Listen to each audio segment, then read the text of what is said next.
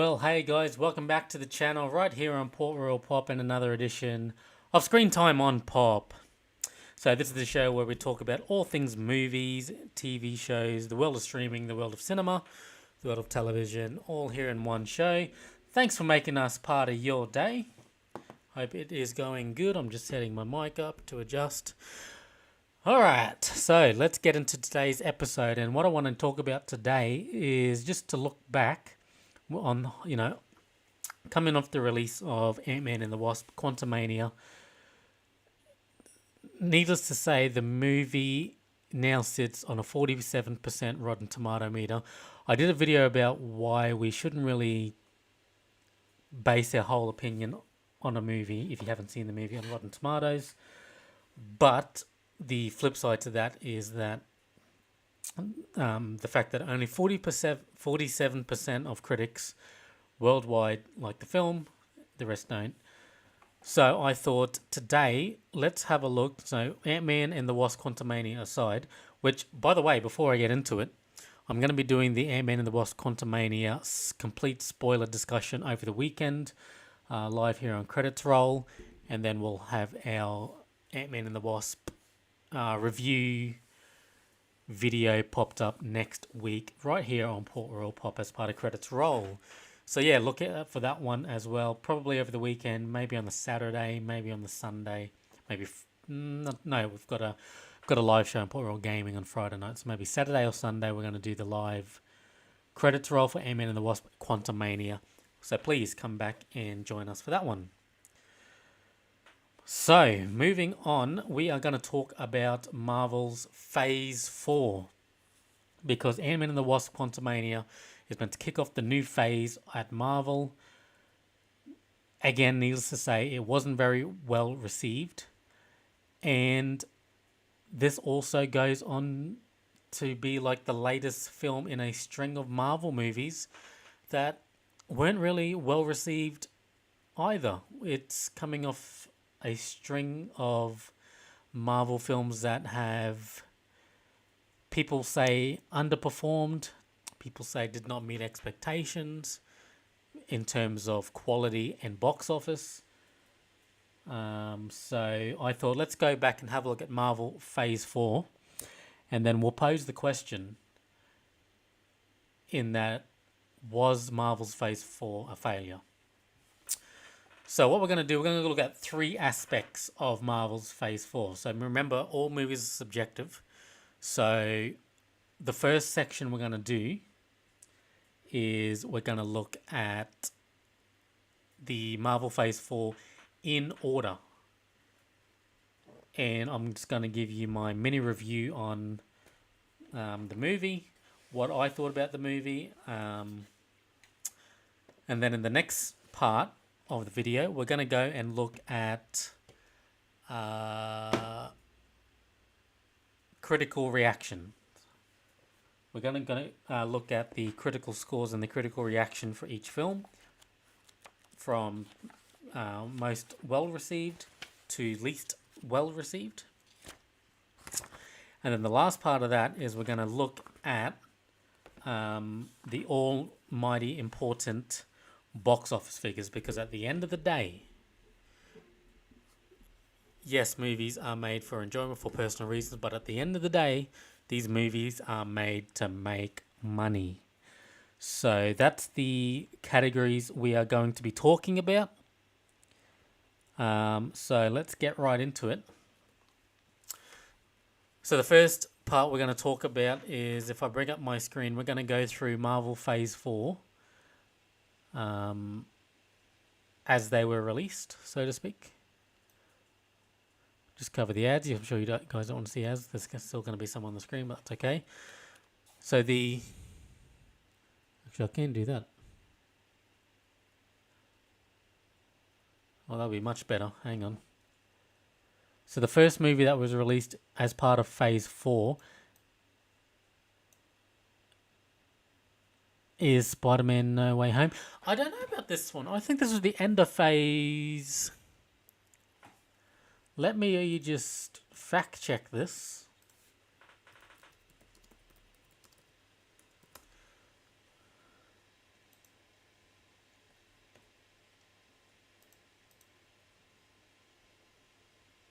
Yeah.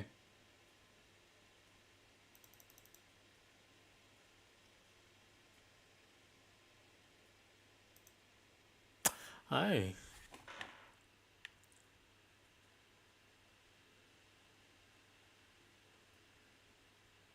Well, this is not an order. Um,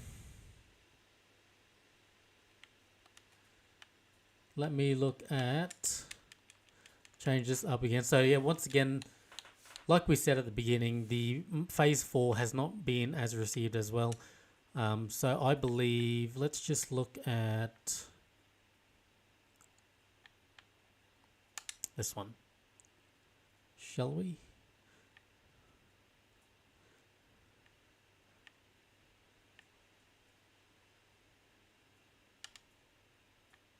I don't want that. I want a list, a proper list. Is that gonna do it? I think it is. All right. Sorry, folks. All right, so let's go ahead and talk about Marvel Phase 4. So, Marvel Phase 4 kicks off with, and by the way, this article here comes to us from Collider. So, we are going down, and there it is. All right, let's just go through this list here for Marvel Phase 4 and just give you our thoughts about the series, about how they presented themselves. So the first one coming up for Phase 4 is the Disney Plus show, the very first Disney Plus show that they put out there, and that is WandaVision, which I thought was absolutely amazing. I thought this show was really, really good in that it took all these tropes of classical TVs and all this classical TV stereotypes and put it into this wonderful show. And it, continues. And by the way, full spoiler alert for anything that we're talking about in this video.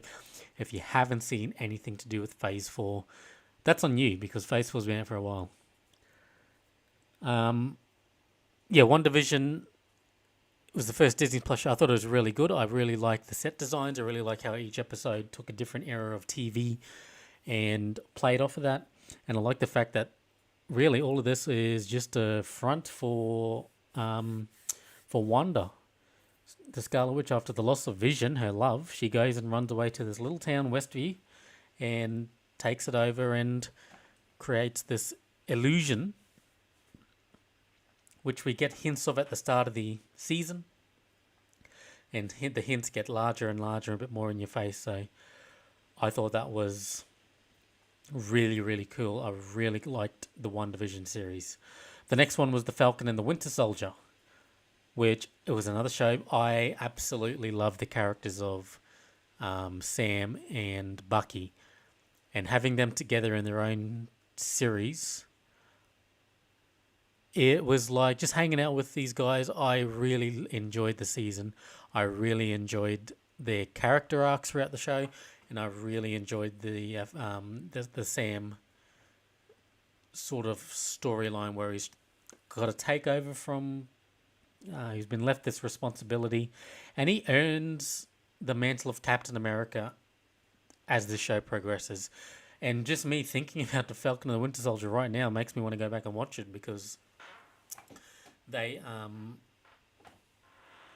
it's a story of how Sam has to live up to this responsibility that Captain America left with him, and they play that so well in this show. I think it's one of the best Disney Plus shows they've produced, and I really, really, honestly had a lot of fun with Falcon and the Winter Soldier, as I did with the next show, Loki Season 1. The character of Loki was always, to me, Thor's villain, one of the best villains in the Marvel Cinematic Universe. And I'll be lying if I say I wasn't nervous when they announced a Loki series. And I was thinking, this guy is although he's been good, he's been bad, but at the end of the day, he always flips on the good guys. He always turns on Thor, and how can you get this character that's been so bad and redeem him or to make us like him? And what they did with season one, I thought was really innovative. This is the show that really set the tone to say that we're moving on for phase from the Infinity Saga, because we get that really casual scene. I'll call it a really casual scene when they're in the TVA, which I really like the concept of.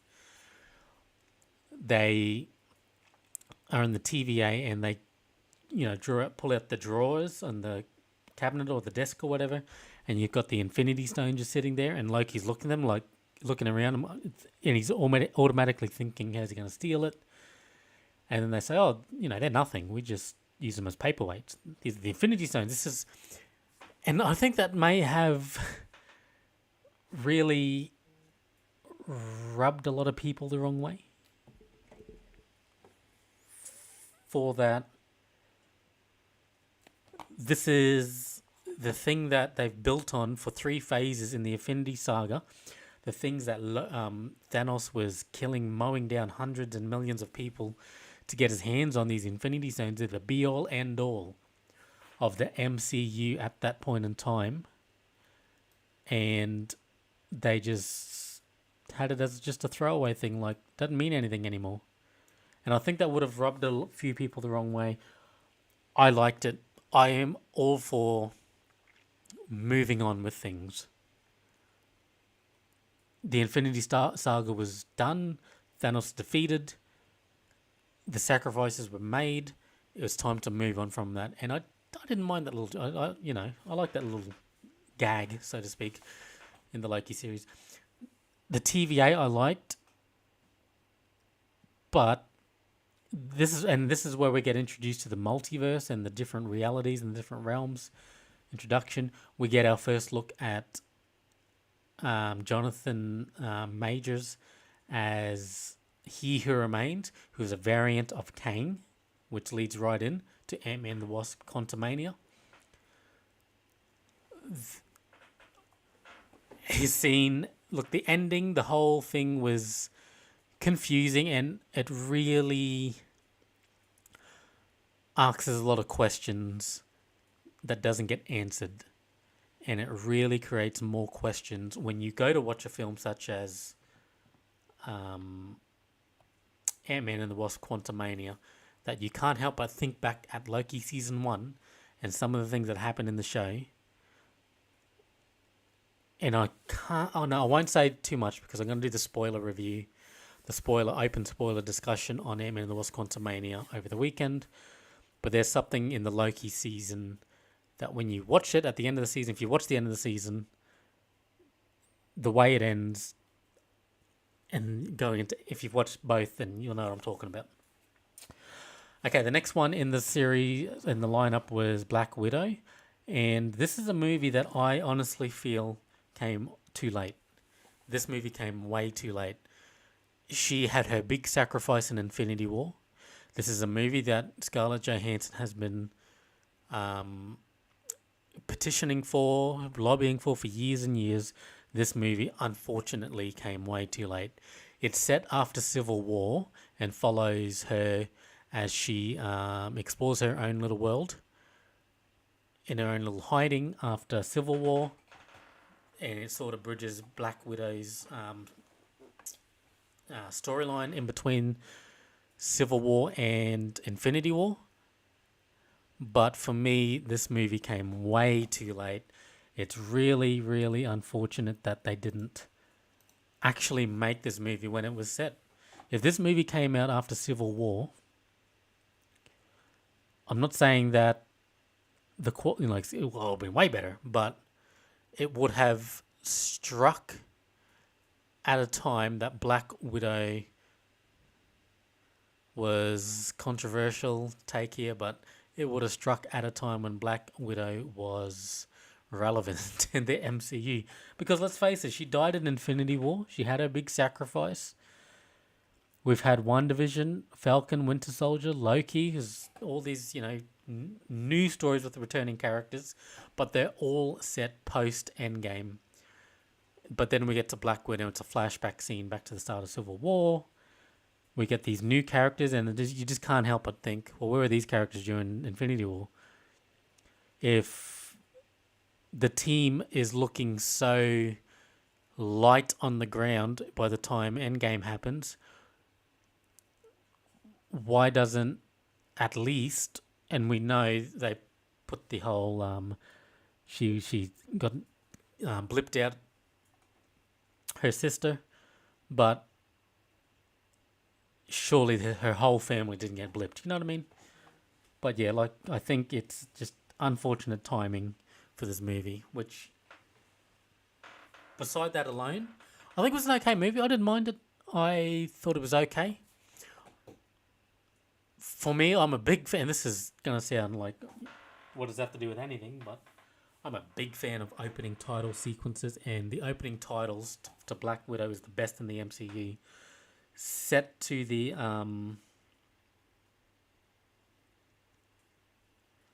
the cover for Smells Like Teen Spirit, that slow, mellow cover, to a changing world within the Soviet Union, all that sort of stuff. I thought that opening titles was amazing. The movie itself, I really like. I know I really am going blank on Black Widow's sister's name, who's played by Florence Pugh. What's her name? Yelena. Yes, I really liked the Yelena character. I didn't mind her family. But yeah, like I said, this movie just sort of came out after Black Widow sort of just faded out a little bit. So that's unfortunate. Didn't mind the movie. What If Season 1, which I thought was a cool little project they did, until it started to actually build up and lead to something that you realize that this show is, it's just as important to the overall MCU. And all fairness, they did say that this movie is part of the MCU. It's going to be connected to the main storyline, all that sort of stuff. But when you watch it, you think of, well, what if the way that is introduced, you got the narrator done by the brilliant Jeffrey Wright. The little stories, self-contained stories, but then as it gets on to the end of the season, the whole thing with Ultron taking over the multiverse and all that sort of stuff. So we realize, oh yeah, this is in the multiverse. This is real. This is in the multiverse, that not so much the multiverse we get to Loki, but there's the multiverse, the MCU's multiverse. And look, actually no, I'm going to save it for Ant-Man and the Wasp: Quantumania. Credits roll. Next one was Shang-Chi and the Legend of the Ten Rings. My favorite MCU movie of Phase 4. This movie was amazing. Absolutely a diamond in the rough, so to speak, if you want to call it that. The introduction of Shang-Chi and the whole Ten Rings thing, and the effects, the whole movie itself. I really had fun with it. I really like it. I can't wait to see more of this character. I can't wait to see a sequel to this movie. Is he going to pop up as an Avenger? Who knows? But this movie, I really liked. This is, possibly, my favorite MCU movie of the phase.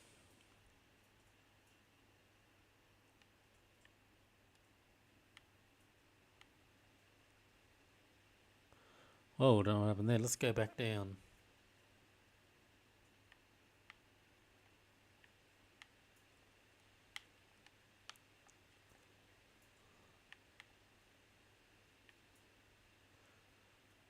This is so difficult to control.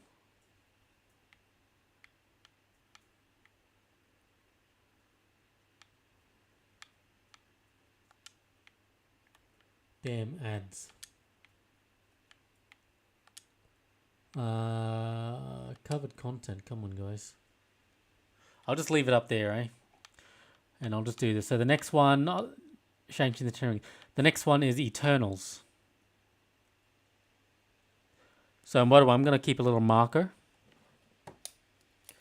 So I'll give a point for every movie that I really like. Like movies that I'm just like, yeah, it was okay. I'll do one for movies. I'll do one for TV show.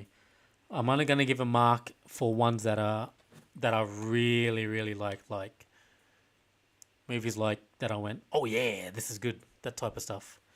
So far, it's One Division. It's Falcon and the Winter Soldier. Loki season one. I'm not going to put a mark for Loki season one only because as it goes on towards the end, the ending and all that sort of stuff is a bit messed up. I liked the Loki character through. I love Loki as a character, so I'm going to keep that. Black Widow was okay. What If was okay. Shang-Chi, that's the mark. All right, Eternals. Was when it came out and the reviews started to come out. This movie was the first time that Marvel really took a hit in terms of critical reception. It for a long period, only up until now, it held the lowest Rotten Tomato score at 47%, and it wasn't until now that another movie has dropped that low, being Ant-Man and the Wasp: Quantumania. But the Eternals movie, look, I'll be honest, when I first watched it, I didn't like it. I came out of the cinema thinking, oh, what is this? Didn't like it. The only thing that I liked coming out of the movie was the score, and I think it still has one of the best MCU scores of the entire franchise. But I didn't like it at first. However, being a Marvel fan, I actually went back and watched it a few more times. And it's got this weird thing that with every watch that you do of Eternals, that I did of Eternals, my opinion of it slowly and gradually changed from don't like this movie, I hate this movie, to, you know what, this movie's pretty good. And when Eternals dropped on Disney Plus, that gave me access to watch this movie a few more times. And with every watch, I began to appreciate the movie for what it is. And I began to like the movie more and more. Not as much as Shang-Chi, and it's not going to get a mark on my little scoreboard. But Eternals, like it just, with each watch, I like it more and more. But it doesn't get a mark this time around. Hawkeye, the series. I didn't mind Hawkeye. I thought it was a fun little holiday special. And let's face it, it was set during Christmas. It was a fun holiday special. I didn't mind the Kate Bishop storyline. I didn't mind all that sort of stuff. It really was a throwback to earlier MCU movies and MCU products that are a bit more grounded and a bit more smaller in scale. Like an Ant-Man, like the original Ant-Man movies, like this had a pretty straightforward story involving crime boss and all that, Hawkeye in New York City. The only gripe I had with it is that why would Hawkeye even consider this? He's got his family, he's retired. All this stuff happens, he needs to get his suit back, blah, blah, blah. He's getting framed, being the Ronin. All that happens, but being Hawkeye, just get the suit and go back to your family. I think that would have been his main priority. And by the way, going back to Eternals very quickly, the only biggest gripe I have as well is that there's this big head protruding off the planet. There is this big celestial head and hand that is protruding out of the Pacific Ocean. And since the Eternals, and in all these movies that we're about to talk about, not one mention of this head in this ocean. That's another big gripe I have with MCU at the moment. Next up, Spider-Man No Way Home gets a mark for no explanation needed. That movie managed to capture our nostalgia in a bottle and just throw it over us and just blah. It was good. It was really, really good. I really didn't mind the whole different Spider-Man's multiverse and all that, playing into the multiverse sort of thing.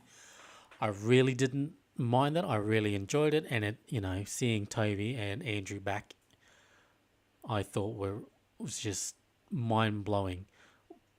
The only problem is it was the best kept, sorry, it's the worst kept secret in Marvel history so far. It was the biggest non-secret secret that was kept, and that was the only thing. And my problem always is with trailers that giving away a lot of things here and there, and all the buzz around and all the blah blah blah.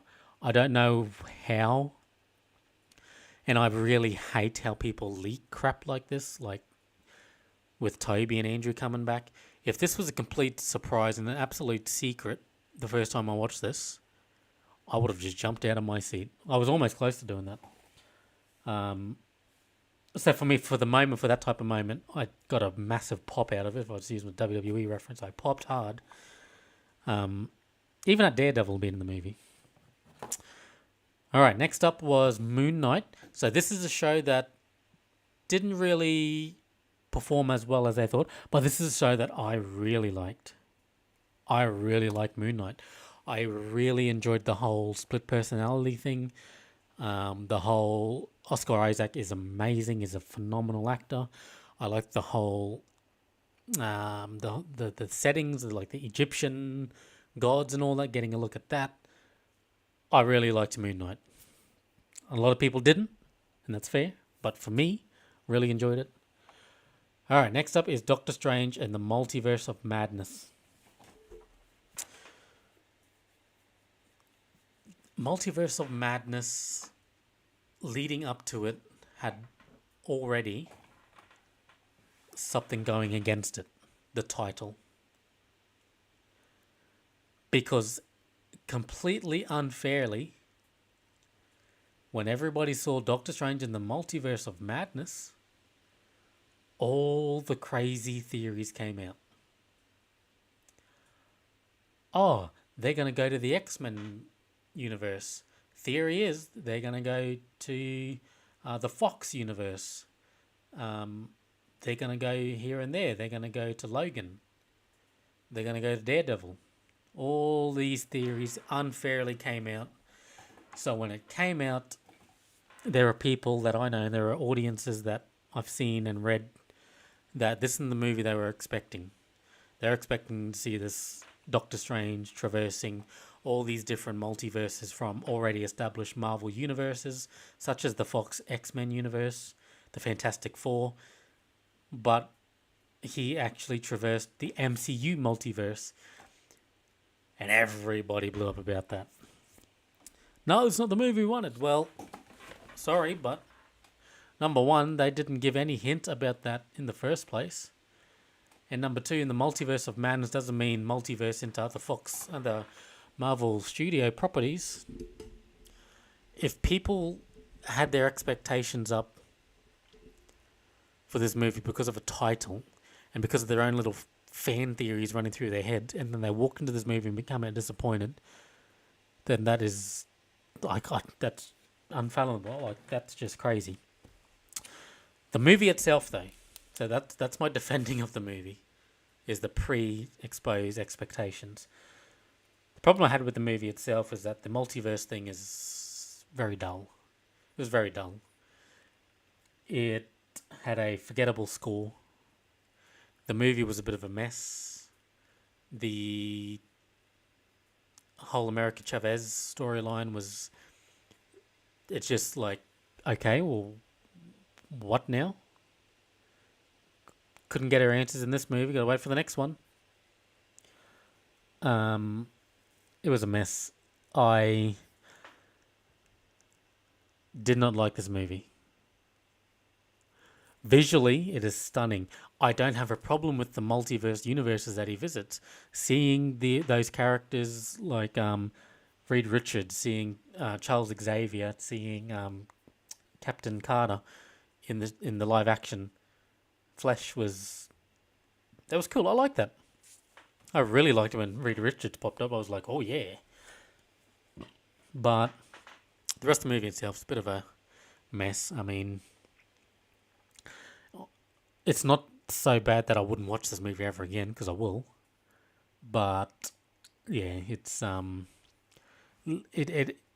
asks a lot more questions than answered. Next movie up in the list was.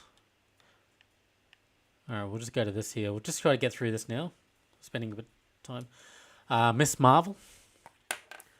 The Disney Plus show. So this is a show that I actually was so late to the party to watch. It took me a while to actually get around to seeing this. And I'll talk about this in a second. After I do this list, I'll talk about this in a second as to why it took me so long. But the show itself turned out to be a surprise good. It turned out to be a surprise. Like, I liked it. I found myself wanting to see more of the Miss Marvel character. I wanted to see more of Kamala Khan. I want to see, and obviously this is leading up to the Marvel, so me watching this show makes me excited to watch the Marvels coming up. So I'm going to put a tick for Miss Marvel because I really like this show. I think it was one of the best shows in the MCU. What movie did I say was my favorite? If Shang-Chi is my favorite MCU movie, then Miss Marvel's got to be my favorite TV show.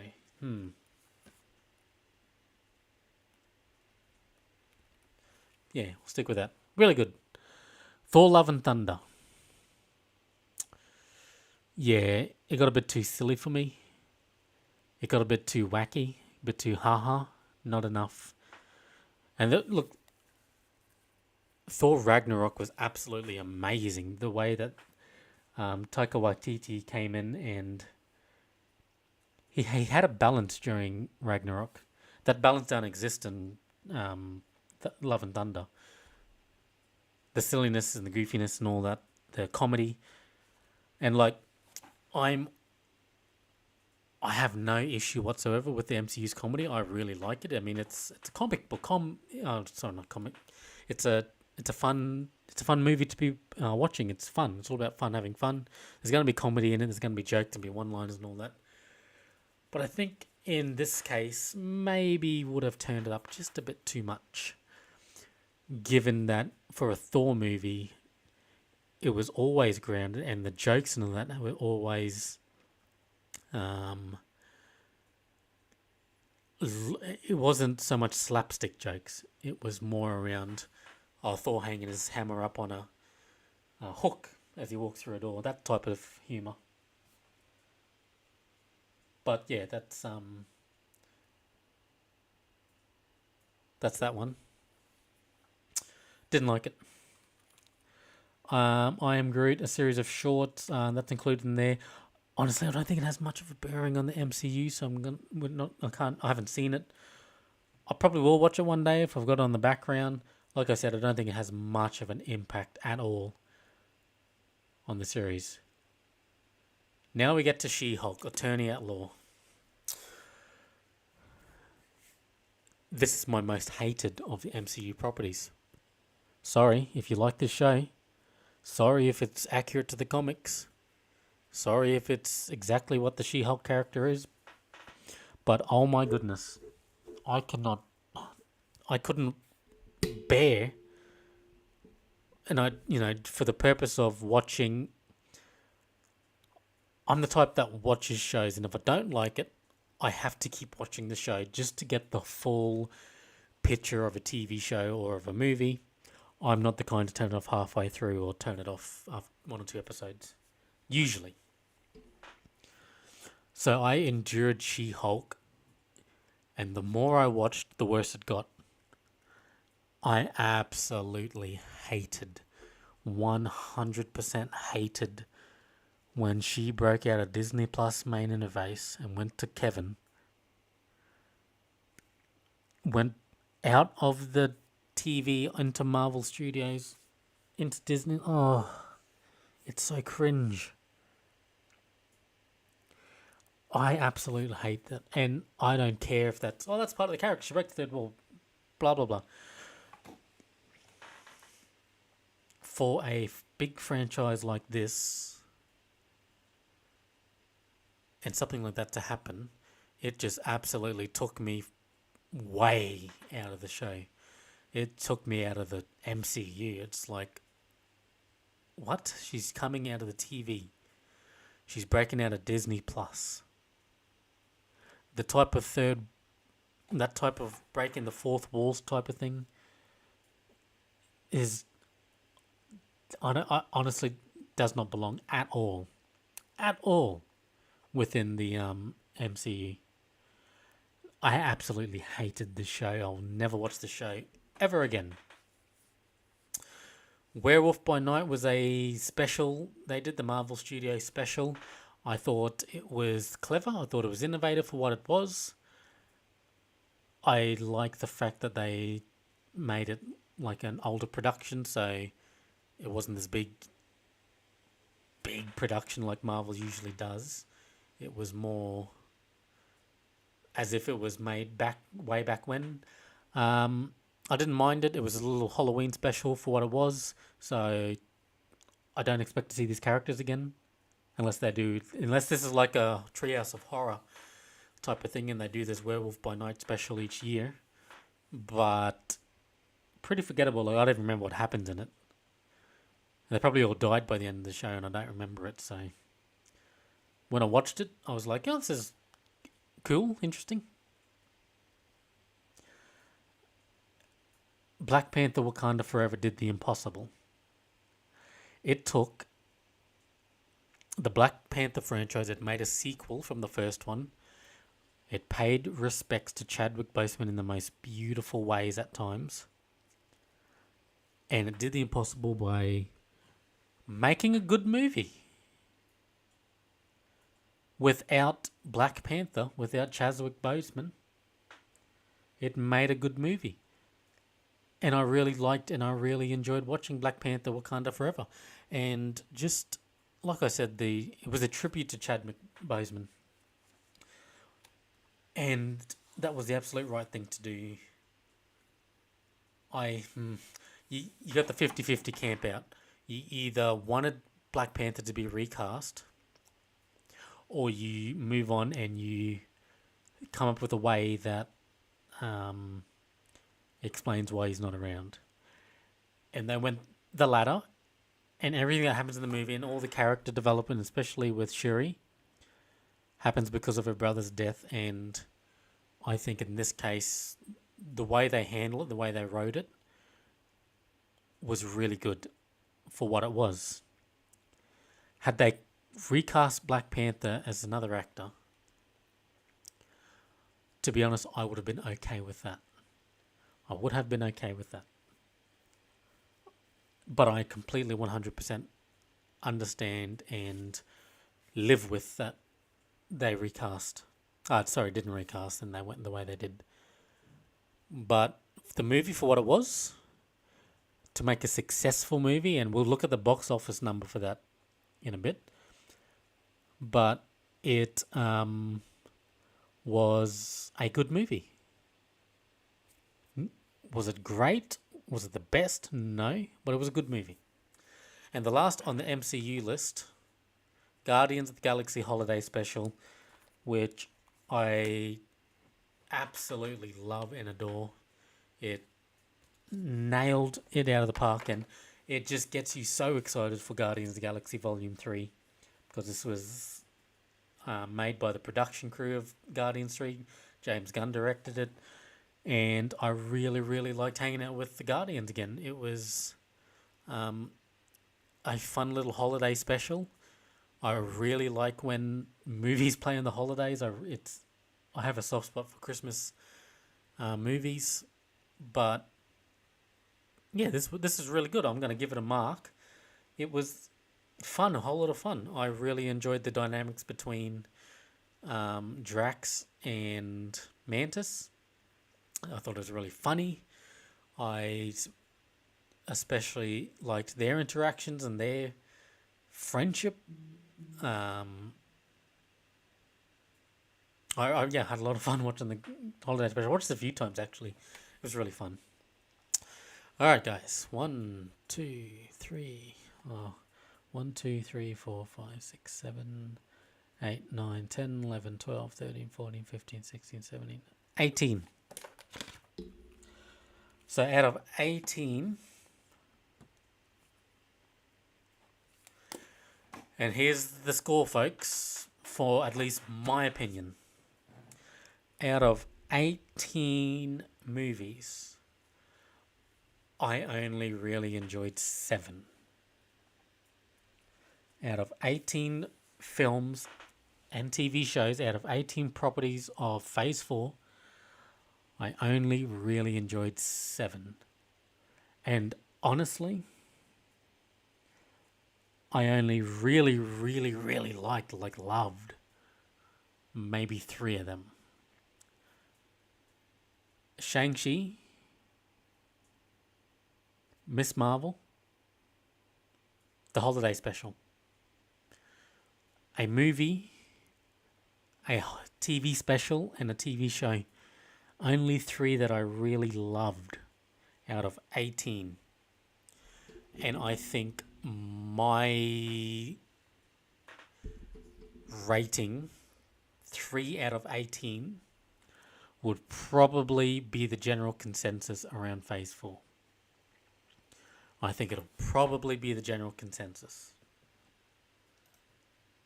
So what does that say for Phase 4? Does that say that's a failure? 3 out of 18 properties I thought were good. And then there were more than 3 on that list that I said I didn't like.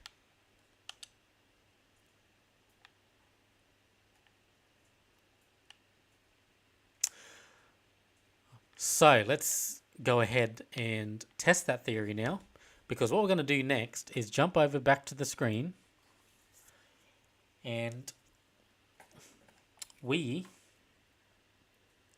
are going to look at the MCU Phase 4 based on critical reception. This is what the critics are saying about Phase 4, and I'll move along through this because I've already given you my thoughts on each of these films, so let's go have a look. And I'll say if I'll just give you my thoughts on the rating, the Rotten Tomato score. So remember, once again, the Rotten Tomato meter is a percentage of critics that liked it based on the amount of reviews. So 47% of the total reviews. So there may be, I don't know, there's usually like a bunch of like thousands of reviews, maybe 2,000-3,000 reviews, maybe 1,000 reviews. Only 47% of that total number liked Eternals. For me, coming out, and usually, and look, that's the thing too. When the reviews are written, they're straight out of the cinema, or they've been in the cinema for a bit, and then they get their review after they've seen it a few times. Sometimes you only need one viewing. Sometimes a critic likes to watch a few times and then gives them their review. So this is the theatrical score, 47%. Be interesting to see what that is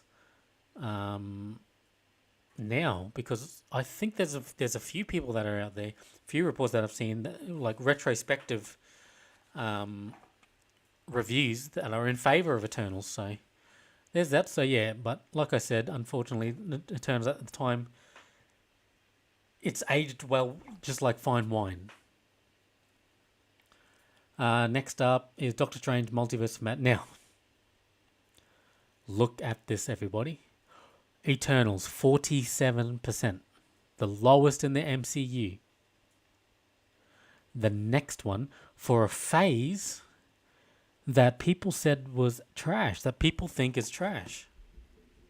For a phase that people think is trash, it goes from 47 to 74. 47 to 74. Doctor Strange in the Multiverse of Madness, which is a movie that I didn't like, but 74% of critics liked it. And I must admit, there were elements of the movie that I liked. And the one thing I didn't talk about was I actually liked the Wanda heel turn, for what it is, the heel turn from Wanda. I didn't mind that. She-Hulk. The critics like this because it's true to the character and it was something different. Critics like different. Critics don't like when the mold is broken. when by the numbers, things are broken. It's not by the numbers. It's something different. They're trying something new. Critics love that sort of stuff. Yeah, it's good at a. It's, look at The Last Jedi. Critics love that. Fans hated it because oh, this is different. This is not breaking the mold. This is something different from Star Wars. It's a little too different Star Wars for me. This one is way too different. I absolutely hate the show, but 77% of critics liked it. Black Widow 79, again solid movie. Didn't have a problem with it. Thought it was just, the only problem I thought it was just released too late. Falcon and the Winter Soldier. Here we go. 84% like Falcon and the Winter Soldier. I'm one of them. Moon Knight at 86%. Definitely agree with that. Shang-Chi and the Ten Rings. My favourite movie of the series. Critically acclaimed. WandaVision, another critically acclaimed show. Really loved WandaVision. Really, really liked this show being our introduction to MCU on Disney Plus. Really liked it. Hawkeye, again, another show that I was like, oh yeah, I liked it. That's not bad. Didn't love it, but I liked the smaller scale of it. Critics love that. Critics love Loki. No Way Home, 93%. I thought No Way Home actually would have been a little bit higher. I was thinking maybe 95, 96%, but 93% on No Way Home. What If, 94%. Yeah, Miss Marvel, the best MCU TV show going. Miss Marvel is the standard. And yeah, that's the series. So there you go. Like a lot of my thoughts and a lot of my things were echoed in the critics review. And yes, Miss Marvel is the highest rated Phase 4 property of the MCU, and I absolutely don't disagree with that statement. Alright guys, the last part we're going to look at is we're going to go and have a look at the box office revenue, because at the end of the day, box office rules. These movies are made to make money. These movies are made to make money. So let's go back over to the screen and just look in the top half of this. Don't worry about. So this is the critical. Well, we can look at that. There's the critical response for all of them for the movies. Pretty good. And I said thousands of reviews, but that's the audience rating is the thousands. But yeah, there's usually around 500 and between 300 and 500 reviews on Rotten Tomatoes, and you can see there that that's the reviews we just went through. But turn your attention to the top half of the screen, just up here, and we'll go through the box office budgets. So we're looking at this number. We're looking at worldwide. So Black Widow made $379 million on a $200 million budget. Asterisk. There's an asterisk that needs to be applied to Black Widow because this movie dropped on Disney Plus. Because it was a pandemic era movie, this movie dropped on Disney Plus. So big asterisk towards that box office take. Next up is Eternals, which made $402 million, almost double the budget. This is the worst reviewed movie of Phase 4, and it's showing in the box office right there. It's really showing. Still $402 million is a big amount, but when you take into account the budget and you take into account and the spending and all that, 402 is a bit worried. Shang-Chi and the Legend of the Ten Rings. Again, this movie made close to almost half a billion, so $432 million on a projected $150 to $200 million budget. Obviously, like I said, one of the critically acclaimed movies of Phase 4. So a little bit surprising to see such a smaller box office. Though this, I'm guessing this is a COVID era movie, and I'm just trying to remember, like September 2021. I'm just trying to remember if that was another wave of COVID or what effect that was, because definitely 2020 was a year. So I think we may have been still in the pandemic era in that one as well. Not trying to defend it. Maybe it was just people didn't want to go and see it. But I tend to think that maybe this was coming towards the end of the pandemic, and cinemas, which still are, cinemas are struggling to get people back through the doors. So that's that one. Thor: Love and Thunder made $760 million on a $250 million budget. So this is the big. So look at the gap between Love and Thunder and Shang-Chi. I mean, definitely, now that I look at the gap, COVID has something to do with that number. Thor: Love and Thunder had one of the best trailers going with Sweet Child of Mine, and the whole build-up and marketing was so well done. All the retro 80s sort of aesthetic to it. The movie wasn't good, but everybody went and seen it because it's the Thor property, and the Thor movies generally do pretty good. So $760 million there. Black Panther: Wakanda Forever made $858 million on a $250 million budget. Now, this is where respect needs to be paid where it's due, because it's due right here. The first Black Panther made $1 billion. It was a $1 billion film. The second one made $858 million without Chadwick Boseman, without Black Panther as your lead.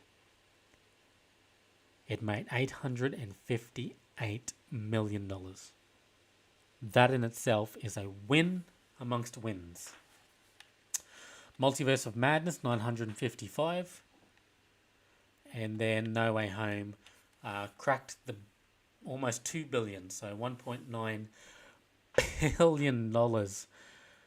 So there's your big hitters at the top there. You got Spider-Man, $1.9 billion. You got the Doctor Strange, just under $1 billion, so 955. Black Panther, 858 million, which is down from the 1 billion from the first one. But given that the tragic circumstances and the way that it played out, absolutely respectable number that is. And then of course it goes down to the pandemic era films. So that's, if you look at those numbers, I would say that Marvel and Disney are definitely happy with Spider-Man. I think they may have been expecting $1 billion out of Multiverse of Madness, given that they've put two of the biggest MCU names in there, of Benedict Cumberbatch, Doctor Strange, and Elizabeth Olsen. So I'm thinking they may have thought that would have cracked the $1 billion. I think they would be absolutely happy with $858 million of Black Panther because of the reasons I've stated. I think the disappointment may come in Love and Thunder. I think that number there, they would have projected it to be a bit higher. And then you got to put an asterisk around the pandemic era movies. So for what they are, like Black Widow was dropped on Disney Plus. Eternals and Shang-Chi came out at a time when people was just getting used to going back to the cinema and going back to the movies, but still not there yet. So you got to give that into consideration for those ones there. So I think 3 out of the 1, 2, 3, 4, 5, 6, 7, I think 7. 3 out of the 7 movies I think performed well for Disney and Marvel. I think there's 3 movies in there that needs to be asterisk, that shouldn't be taken into consideration. And I just think that Doctor Strange and Thor, they would have expected just a bit more off. Especially, I think Doctor Strange, they would have expected to crack the $1 billion. The same with Thor. I'm thinking Thor sitting at $760 million. I think Marvel would probably want a bit more out of that film itself. So, that is going to do it for today's episode of Screen Time on Pop. We just had a look at 3 different factors to consider when it comes to Marvel Phase 4. We looked at what I thought about the movie and how that... Secondly, we looked at how that matched up with the... the critical review. And then we looked at the box office numbers. So was Marvel's Phase 4 a failure? I'm going to say no. I wouldn't call it a failure. Disappointment? Not what Marvel or Disney were expecting? Absolutely. Definitely not a failure. And the one thing that I'll say about all of these Marvel Phase 4 properties is that despite their quality, they put out characters that I liked, that we want to see, that I want to see more of. So to put John Campbell uses on this analogy on his show, which I really liked, and it's a wrestling analogy. Marvel put the characters over. They're over with the fans. The movies and the shows that they were in, not so much for the most of them, but all of the characters, I think they put them over well with audiences. And I just remembered as well as the sign off, the thing that when I said I was very late to the party to watch Ms. Marvel, Ms. Marvel. I was very late to the party because at the time there was so much crap to watch, so much catch up. There was so much of the MCU, there was so much properties, and if you just look at 18 films in Phase 4. 18 properties of Marvel in Phase 4. 18. If I just very quickly go over and check out...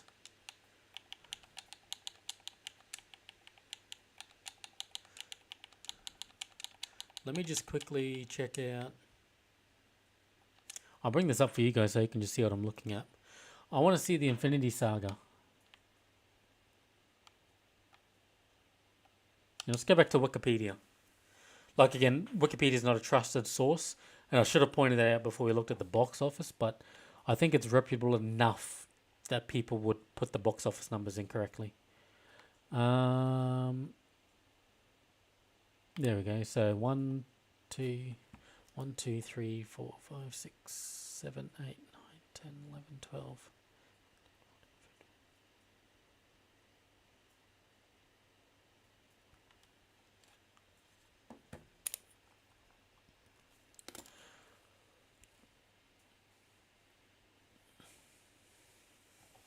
Far From Home. What was the start of phase? What was the start of phase? Black Widow. That's right. Got confused. In the entire Infinity Saga,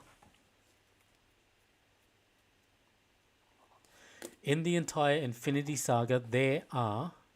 Hear me out. And this is why I took so long to catch up, and this is where the problem herein lies within Marvel. And this has been acknowledged by Kevin Feige himself. Things are going to be scaled back. In the Infinity Saga, there were 23 films. 23 films that contributed to the Infinity Saga. Yes, there were TV properties. Yes, the Netflix Marvel shows were going. ABC's Agents of S.H.I.E.L.D. was going. However, in the grand scheme of things, they didn't really have much of an impact on the Infinity Saga at all. That there was no impact to the Infinity Saga at all. They would reference things happening in the movies and that here and there, but in terms of the Infinity Saga, it was all about the theatrical released movies, and the TV shows and the Netflix shows had no bearing on that whatsoever.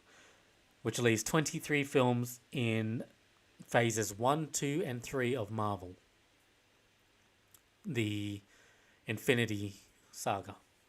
Let's flash forward to the Multiverse Saga, the start of phase 4. We have 18 properties. 18 properties in phase 4, which is only 5. Only 5 less than the entire Infinity Saga. And that's just in one phase of Marvel. We had 18 properties, 18 things to keep up with. And that's why it took so long to watch Miss Marvel. That's why it took so long to actually get around to watching She-Hulk.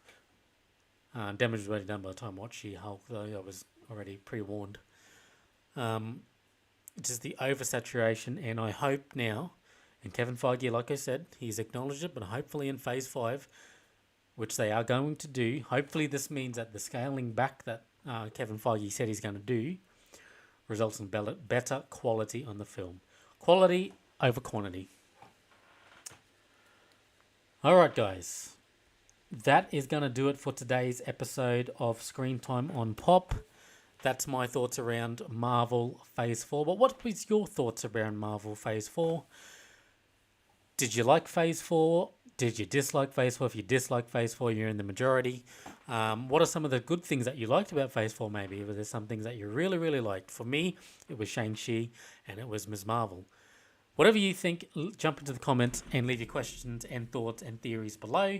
And let's get a discussion going around, was Marvel's Phase 4 a failure or not? That's going to do it for today's episode. Thanks for watching this edition of Screen Time. Excuse me, as always.